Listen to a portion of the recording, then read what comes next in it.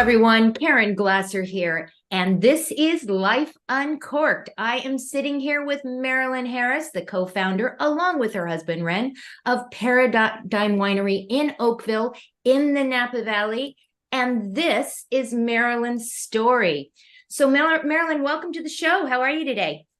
Thank you so much for having me. I'm very excited to be here. I think I'm even more excited than you. As you know, I'm a huge fan of yours and of Paradigm. I've been drinking Paradigm wine for as long as I can remember, which is a good thing. I absolutely adore it. But let's talk about your story. Let's talk about how you even got into the wine business. Now, I know that your family has roots from Italy, right? Correct. Okay, so tell me the short story of how you ended up in the wine biz running one of the best wineries in the valley. Oh, right. We go back to 1903 when my grandparents came from Italy. Mm-hmm. Fast forward to 1936 when my father and mother bought a big vineyard, big farmstead.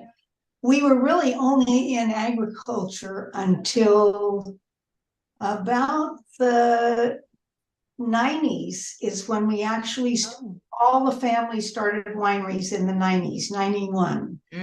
And it's interesting because we were first in agriculture and we sold our products to everyone in the valley. But I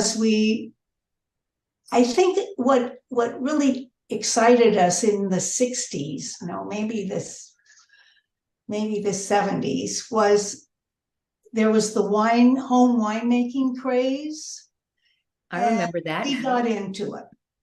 And we had the grapes and we got into it in a small way, but we just loved our own wine. And we went, well, what are we doing, selling our grapes when we can make wine? Well, it took us a little while longer. At that point, I was raising children and they were in the 80s, they got into high school. And I said, I'm going to stop being an at-home mom, doing my thing. I'm going to go out and find the world here. I love that. I lucked out by meeting up with Bernard Portet at Clos de Vol. And I asked him if I could have a job. And he said, sure. And I was in hospitality. But it was a small winery at the time and a few employees, and it was wonderful. And I thank my lucky stars I ever did it because I learned more about wineries than I've ever known in my entire life. And that really, I worked there for about 10 years. And in 1991, Ren and I said, we need to start a winery. And that's when we did it. And the rest is history, right? As and the rest is history. Yeah. So you're in Oakville. We are in Oakville, in the Oakville appellation, and there are quite a few wonderful wineries here. There are so many of the wines in Napa Valley are wonderful. They really are, and what I really love about Paradigm is it's very much a boutique kind of thing. When we come to Paradigm, we literally are going to what appears to be a house. Mm-hmm. Right. And it's very personal. And anytime I go and when I bring visitors with me, everyone says the same thing, that you're so welcoming and it's so friendly. And it's not what they experience at some of the much larger wineries in terms of that. So kudos to you. You have really set the bar very, very high. And I love that about that. So you and Ren are tireless advocates for the Oakville appellation, eco-friendly farming and environmental stewardship. So give us a little bit of an overview what that really means. What that really means. It's just caring. Our heart is in the fact that it starts in the soil. We are really agriculturalists, vineyardists. Mm-hmm. And it starts in the soil. And whatever you do in the soil is going to be, when you make the wine, it's going to be there. And so it's very important to us. It's the grape. We're more of, it's the grape that makes the fine wine. And if you have the fine grape, the wine is going to be wonderful. And we also have a wonderful winemaker, Heidi Heidi Barrett. Barrett. Oh my God. Been with us since 1991.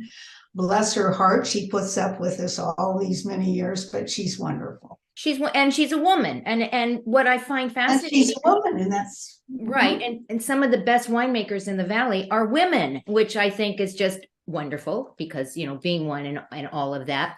So, Marilyn, what drives you at this stage of life? What keeps you going? Oh, I don't know. I get up every morning and I say, I'm going to have a wonderful day. And I try to stay busy. And I think I'm pretty busy for my age. I try to be in the moment, because if I'm out of the moment, I'm worrying about something. So I'm in the moment and I cherish the moments and I just go from there. You know, it's sometimes and I always say to the staff, you know, don't second guess yourself, just go for it. And if it fails, it fails. Exactly. Because what's the worst that could happen? If you don't try, you're not going to know. And I agree with you 100% on that. So what inspiration, and I think you're kind of telling me right now, can you give to someone who's looking to start something new in this chapter of life? Are you going to tell them, go for it?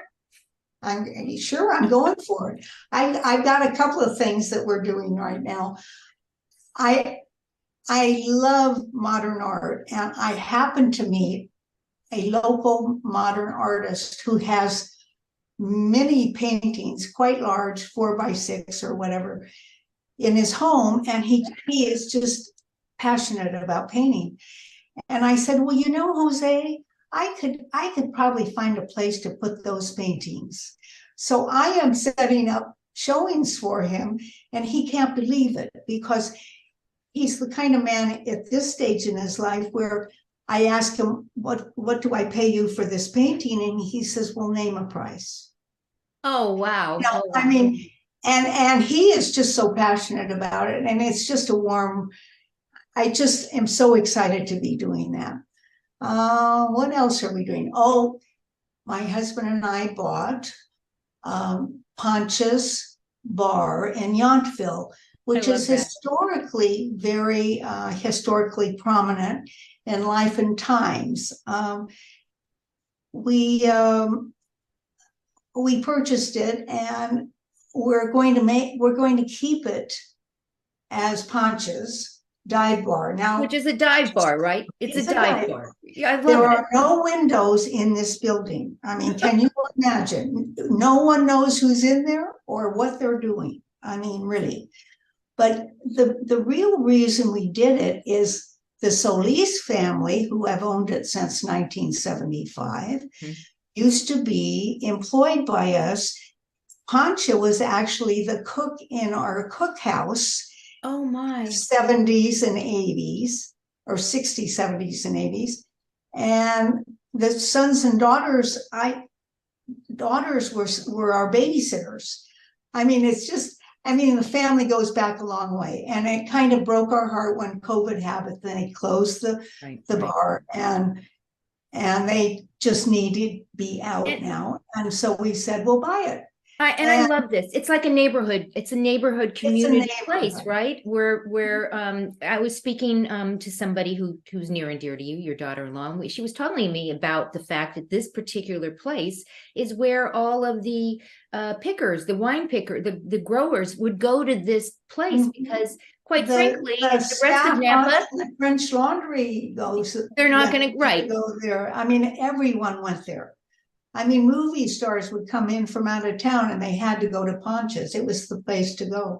And in 2014, I think the Playboy magazine had the top 5 dive bars in the country, and Ponch's was number 1. So when are you opening again? You bought it. When are you reopening? Probably about 3 months. We have to clean it up, and I'll be there. I will be there. Right. Yeah, invite all your friends. I am just so thrilled, Marilyn. You are an inspiration to anyone that listens to your story, where you have come from, where you are right now, and where you are going. I want to thank you so much for sharing your story with us, because quite frankly, I think that we're all aging like a fine wine. What a great show. Thank you so much for joining us and for being a part of this journey. And as we said, make sure you check down below in the copy. We have links to some of the things that we talked about. And most importantly, check out the Napa Travel Guide. We are so proud of it. Mel works so hard on this, and we hope that you enjoy it. It's absolutely free. Click on that button, and we'll see you next week. Next week. Ciao.